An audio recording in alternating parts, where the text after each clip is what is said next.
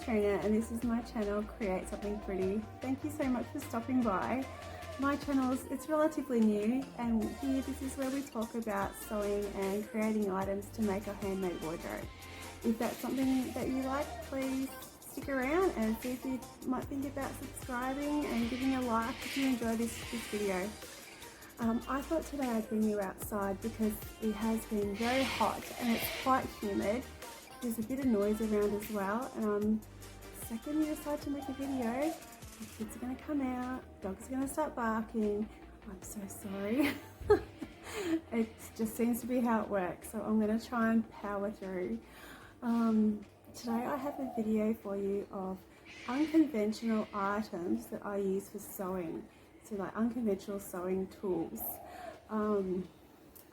So I have tried to bring everything out. It's raining. We had a 37-degree day yesterday, and the lighting inside is absolutely terrible. So I thought I'd come out here and see if this is any better.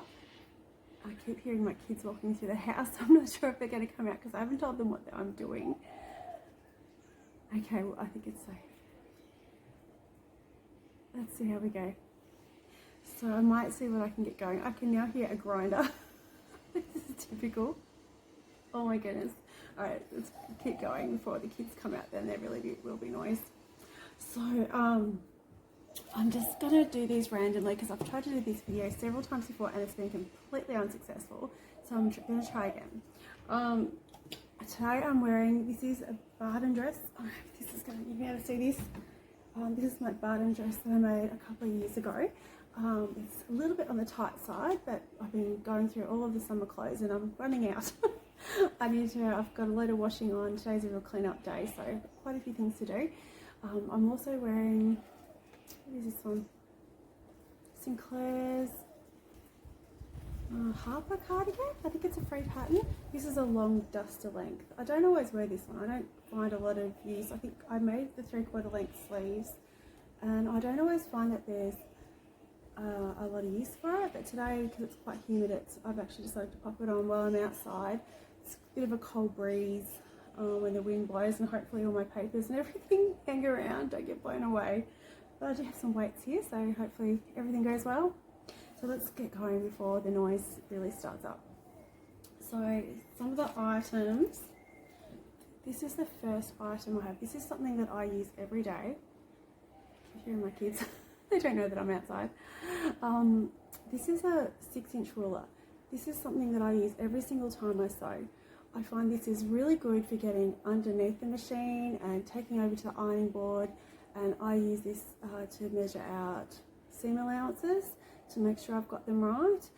I do also have one of those ones that have the little thing that moves around, but I don't know if mine's just a different brand to what most people have, but I find mine doesn't stay where I need it to be. So instead, I just get my little sewing clips and I mark it, so wherever I need my seam allowance to be, and I go around and that's how I mark out my seam allowances to make sure, or my hems, to make sure that they're marked evenly. I also find it's useful for measuring on my machine because I find the markings on my machine aren't always that clear for inches, because in Australia we work in metrics. And a lot of patterns are in imperial, so the inches instead of centimeters, and I get confused. Like I can do 1/4 inch, 1/2 inch, all that sort of thing. As soon as you start going 5/8, 7/8, 3/8, whatever else there is, I get really confused. It just messes. I can't seem to figure that out in my head. So I find this is really essential to have on hand, and it's nice and easy to get underneath the machine, and I will physically measure where the needle is and where my fabric is to make sure it's in the right place and I have the right seam allowance. So this is a cheap wooden ruler. The nice big hole makes it easy to hang on my pegboard, so I know where it is because I use this frequently. These are under $1 at Officeworks. Super easy, and I use it so much. Essential in my sewing room. So that's number one of my unconventional sewing tools. Number two is something that you guys probably all use. I've seen a lot of you have these on your fabrics. These ones, they're just metal washers. These were something my husband had in his shed, and he was, I think he was trying to get rid of them. I was having a clean up, and I went in and I was wanting to get some discs to use to make those little cupcake paperweights. It's starting to rain now, a bit distracting. Hopefully it doesn't come in here. I really love the fact that these stack. Cockatoo. These are, I just love the fact that they stack.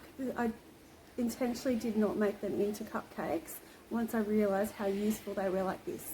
I have about 20 of these, and my husband has cleaned them up, so if I keep looking that way, because that's where the kids will come out, I'm just looking to see when they're going to come out and going to interrupt me. Some paper blowing away. Yeah, so I keep them like this. They're really easy to stack up. I didn't end up printing them up. My husband grinded them down so they're nice and flat and they don't catch on fabric. And I also have another size. I have quite a few of these, about 6 of these. They're super heavy ones. These are really great if you're using slinky fabrics that are likely to fall off the counter. I use them, especially I use a lot of rayons, and knits can be quite heavy. If the knits are allowed to hang off the board when you're cutting out your fabric, often that will distort the way your pattern piece sits, the way the fabric is underneath your pattern piece, and it can cause it to not be cut out accurately, and it will affect how the way your garment looks at the end of the day. So yeah, I use these to help hold the fabric on the counter, to stop that weight distorting the fabric. And I love them. I use them just about every time I sew. They're fantastic. I'm pretty sure you can get these at Bunnings or a hardware store. Yep, don't know any other places. I don't generally go to a lot of places other than Bunnings. So yeah, they're really great unconventional sewing tools. So that's number 2. I'm going to find my third item. This is something I think everybody needs in their sewing kit, because dust is the enemy of the sewing machines. They get into your tension discs, and they can ruin the way your tension is on your machine. It messes up your stitching, particularly on your overlocker. Your sewing machine, it can get underneath the plate, and it can lift the plate slightly, and that affects the way your machine works. I can't explain that very well, but I have read it, and it's just really important to occasionally undo the screws and clean it out. But if you're not confident doing that, maybe talk to your machine technician first and just get their advice. I don't want you ruining your machines because of something I've said. So this is what I do for my overlocker, especially if you're using fluffy materials. I'll clean out the inside of my overlocker, clean it when it's all unthreaded, give it a good clean out, change my needles sometimes. Not always, I'm not as good at that. Yeah, so I use my little paintbrush. But I've had this since I was in year 8 at high school. So it's over 25 years ago. This paintbrush has done so well. Probably was very inexpensive back then. I don't know what they're worth now. I don't know, $10 maybe? I don't know. It's been a while since I've had to buy one. So yeah, paintbrush is a very good tool to have in your kit, and different sizes actually help you get into different areas of your machine. Definitely recommend that. Now that was number 3 of unconventional sewing tools. First time I tried to make this video, I couldn't say that. I've gotten really good. So I'm practicing. And now this one is quite different. My son's just saying I'm out here. So I'm walking fast. These are clothes pegs. This particular style I really like, and I can see on the camera my hair has completely frizzed in this humidity. I have blow dried it, I have done everything, and it still is just gone frizzy. Nothing you can do on this weather. It's just hot, humid. What can you do? What can you do?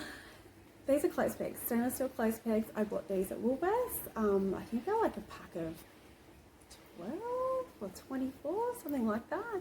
I bought them on sale. They're around $6 on sale. They're not really, they're not cheap like your plastic pegs. I actually bought these to hang my clothes on the line because I just like the way they look.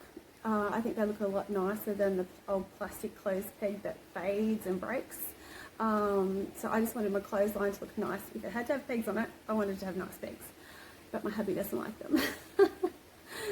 So I've got a bit of half and half on the line. So these ones I've used inside. I had 2 packets. I had to do something with the other packet. So these I now use to peg together. Everything's underneath. Okay, let's see if I can get my pattern. Okay, I use these to peg up my pattern instructions. I print out my pattern instructions because I have trouble seeing writing when it has the glare behind it. If I'm looking at that for an extended period of time, I'll get headaches. So I print off my patterns. I wish I didn't have to, but that's the way it is for me.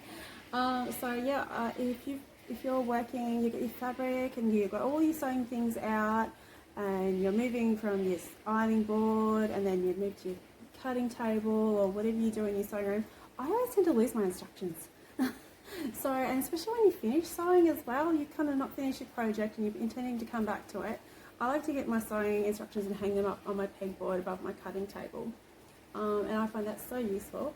I also use these when you've got your pattern pieces. Here's some I've actually pegged up. The smaller pieces like your facings and your straps on your dresses, I like to peg them up separately away from my bigger pieces so that I know where they are, because I always lose them and I have to retrace them out and redo it. So I use these to peg them up. I also use these little clips as well. This might be a little tip for you. These clips, I like to peg my pattern piece to the fabric that I've actually cut out from that pattern piece, so that they're together and I'm not going to lose them. So just something I do. And that is number 4, so the pegs. And my last item I'm seeing more and more on Instagram and on videos. This is something I think is fantastic. It's durable. It is so much better than the plastic ones. This is magnetic pin dish. Technically, it is not a magnetic pin. I can't say it. Technically, it is not a magnetic pin dish. This is a mechanical. Oh god, I could say it yesterday. Magnetic mechanical parts dish. Oh, hopefully I said that right. If it's wrong, I'll put it underneath. I have one of those plastic dishes that you can get from Spotlight Minecraft. It was under $20. Mine broke within a couple of months and it just fell apart. Magnets came out. It wasn't even very magnetic. These are amazing. I 100% recommend it. This is $10, around $10 at Bunnings. Currently $5, around $5 at Repco, which is like automotive parts, I think. Not 100% on that one. Yeah, these are fantastic. 100% recommend them. See if I can do a little demo for you. I did bring some pins out. Excuse me, I'm just taking the pegs off. I just want to show you how strong the magnet is. So hopefully you can see this. Pins, and that is how easy and how effective it is. The clips, let's see how this goes. I'm not sure it's going to go up like that with the pegs because they've got plastic, but you can still see that they really do. It is a very strong magnet. It's very effective. My husband uses this to pick up. He does welding and all sorts of metal work in his shed, and he uses this to clean up his benches. He just swipes the dish over, so upside down. There goes one. I knew it was going to happen. He swipes this over his bench and it just picks up all those metal pieces so he doesn't get them stuck in his fingers and it doesn't hurt anyone. So very, very useful. They will also pick up your scissors. Just a bug. So the bottom is quite magnetic as well. So if you've got something metal like a cabinet or something in your sewing room, you can actually stick this on the wall up sort of on that angle. So you can get that right on the camera. And then you can, it's just out of the way, easy to store. But this will pick up scissors. Oh, that was out of shot. So you'll pick up your scissors. If that's nearby and I'm picking up my pins, I always find my scissors want to go with it. So yeah, very, very useful. I definitely recommend these. Yeah, inexpensive, more durable. There's hardly a piece of plastic on it other than the clip, so I just put it on there. But yeah, that is my 5 unconventional sewing items. I do have one bonus item. I think it's a little bit more conventional though. I think I might have just lost something down the deck. Whoops. These are the scissors that I use. These are from Woolworths. Just a plain pair of office scissors. I use these for cutting out my PDFs. They're around the $5 mark from Woolworths. These are really sharp. They're really good. They will cut fabric as well. So I usually just use these to cut my PDFs and any paper, tracing paper. I try not to use the fabric scissors to cut tracing paper. So yeah, I definitely recommend them. So I hope you have enjoyed that, and I hope that's been useful for you. We are still on school holidays. My kids are clearly still home as I'm looking out for them at the moment. They kept running out.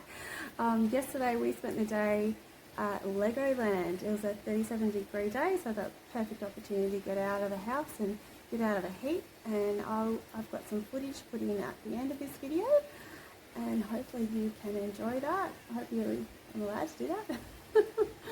But yeah, please keep watching to see what we did at Legoland. Thank you so much for watching. If you've enjoyed this, don't forget to like and subscribe, and please leave me a comment. Have you got any items that you can recommend that are unconventional, inexpensive, thrifty items that you use for sewing? I would love to know. Please let me know. Thanks.